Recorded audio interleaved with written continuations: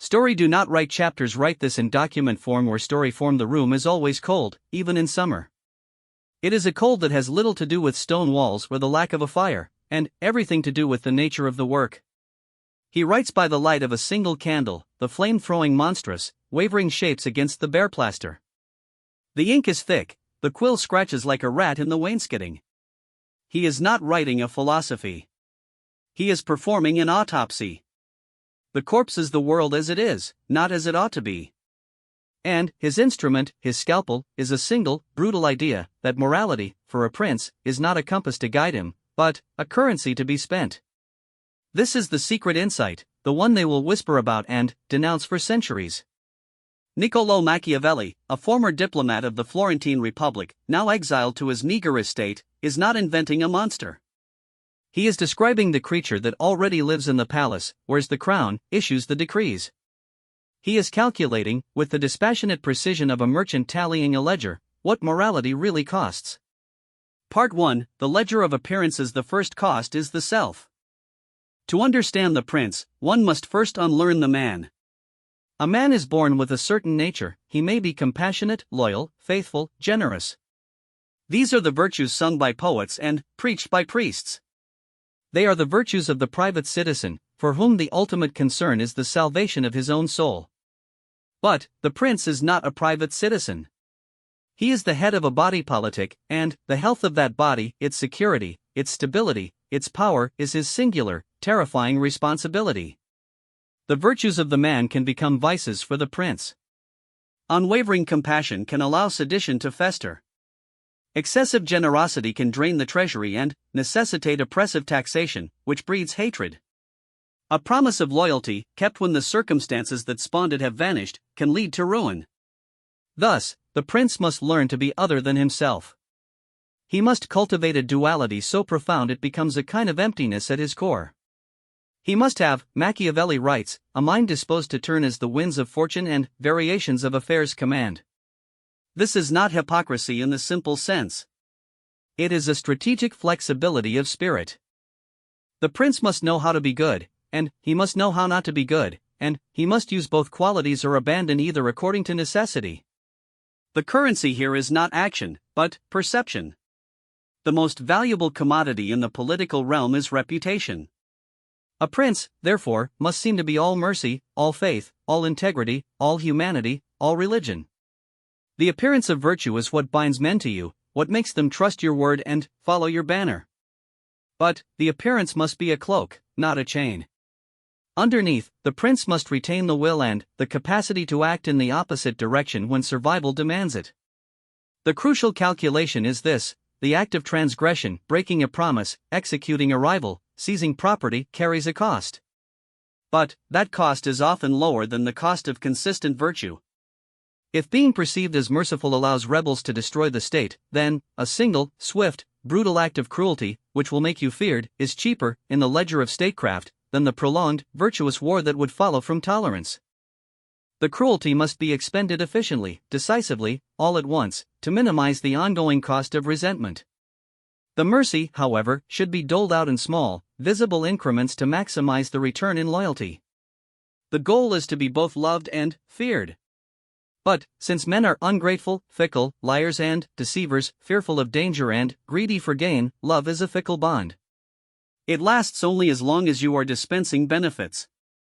Fear, however, is fastened by the dread of punishment, which is a currency the prince controls absolutely. If you cannot have both, it is far safer to be feared. But you must be feared without being hated. And hatred is accrued not through stern justice, but through the seizure of the property and the women of your subjects. Here, the cost calculus is explicit: touch their lives, but never their livelihood. Take a life for cause, and you are strong. Take a purse without cause, and you are a thief they will conspire to destroy. This entire system is a market. Every virtuous appearance is an investment. Every necessary vice is a withdrawal. The prince is the banker, constantly assessing the balance, knowing that a run on his reputation, a moment when men cease to believe in his power, his justice, his virtue, is bankruptcy, and bankruptcy in politics is death. Part 2, The Blood of Foundations. The deepest, darkest entry in the ledger concerns foundations. For a new prince, especially one who has seized a state by his own arms and virtue, the moral costs are not incremental, they are foundational, and they are paid in blood. This is Machiavelli's most chilling and oft misunderstood secret. He is not, as the caricature suggests, advocating for cruelty for its own sake. He is observing a historical and political law as immutable as physics. All new orders are built upon the ruins of old ones, and that ruin must be total.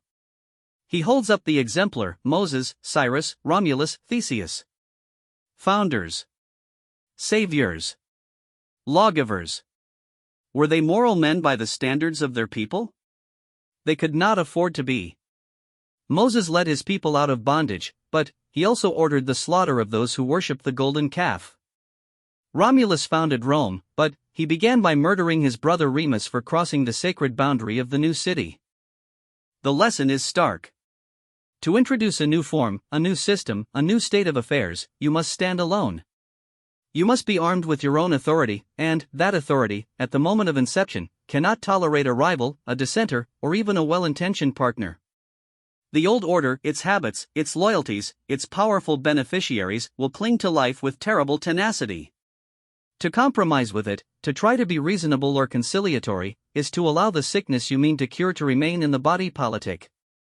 It will fester and re-emerge to destroy your work. Therefore, the founder must be willing to do what must be done, not what is conventionally good. He must be willing to use violence, but, and this is critical, he must use it all at once, at the beginning, and for a clear purpose of stabilization. Machiavelli calls this cruelty well used. It is cruelty employed not for its own sake, not for continuing terror, but as a surgical instrument to cut away the rotten tissue so the new, healthy body can grow. It is a horrifyingly large expenditure of moral capital, a massive withdrawal from the account of humanity. But it is, in his view, a necessary one. The alternative, the path of half measures, of seeking to found a new order while sparing the feelings and the lives of the old guardians, leads only to perpetual insecurity, simmering conflict, and, eventual, greater bloodshed.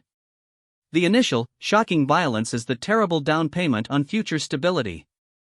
This is the paradox at the heart of the secret insight: to build something good, something lasting, something that will provide order and security for generations, the founder must be willing to get his hands irredeemably dirty. He must bear the terrible, solitary burden of being judged evil by the very morality he seeks to eventually establish. His statue will be erected in the forum his violence cleared. His name will be sanctified by the laws his ruthlessness made possible. The blood he spilled becomes the sacred ink of the Constitution. The cost is his own soul, traded for the soul of a state. Part 3: Fortune, Virtue, and the ultimate payout. If the prince is merely a cynical calculator, a creature of pure opportunism, he is still at the mercy of the world. Machiavelli names this capricious force Fortuna. She is the goddess of chance, of contingency, of unpredictable events. A sudden storm sinks your fleet, a plague strikes your army, a trusted ally is poisoned, a new continent is discovered, shifting the balance of the world. Fortuna, he famously says, is a woman, and she favors the young and the impetuous, those who can command and dominate her. But how does one dominate chance? The answer is virtue.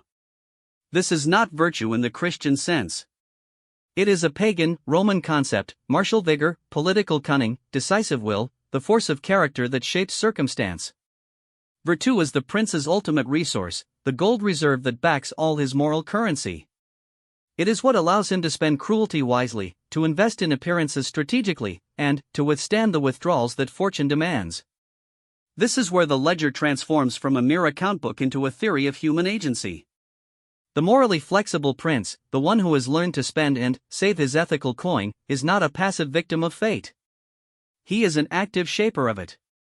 By refusing to be bound by a single, rigid code, he gains a superhuman responsiveness. When Fortuna sends a flood, the virtuous man drowns praying for salvation. The prince with virtue immediately begins building dikes and digging canals to divert the waters to drown his enemies' fields. He turns disaster into opportunity. The ultimate payout of this entire costly system is not happiness, not goodness, not salvation. It is glory. Glory is the political immortality earned by those who, through their virtue, fundamentally alter the course of events and found something lasting. It is the name that lives on centuries after the bones have turned to dust. Moses, Cyrus, Romulus, they are glorious. Their specific moral compromises are forgotten, their foundational achievements are eternal. This is the final, chilling calculation.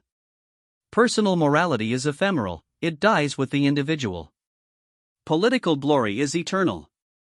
For Machiavelli, writing in an Italy overrun by foreign armies and riven by petty, virtuous princes who could not keep the peace, the choice was clear. The old morality, the morality of the confessional and the philosophical treatise, had cost Italy its freedom, its dignity, its very soul. It was a bankrupt currency. A new kind of prince was needed, one who understood the real price of things, one who would be willing to bear the internal damnation of flexible ethics in order to achieve the external salvation of a strong, secure, and glorious state. The candle is guttering now. The monster on the wall has shrunk to a trembling smudge of shadow. He sandals the last page. The treatise is finished. He has not written a manual for tyrants, he has written a mirror for princes, and the reflection it shows is of a world stripped of comforting illusions. It is a world where goodness is often a liability, where the most terrible acts can be the most necessary, and where the only judgment that ultimately matters is not God's, but that of history, a history written by the survivors, the founders, the glorious. The cost of morality, he has shown, is everything. But the cost of ignoring its true price, of clinging to fairy tales in a world of wolves, is ruin. The secret is out. It lies there on the desk, a cold thing, waiting. It is the knowledge that in the great, grim marketplace of power, we are all merchants, and our souls have a price. The successful prince is simply the one who audits the books without flinching.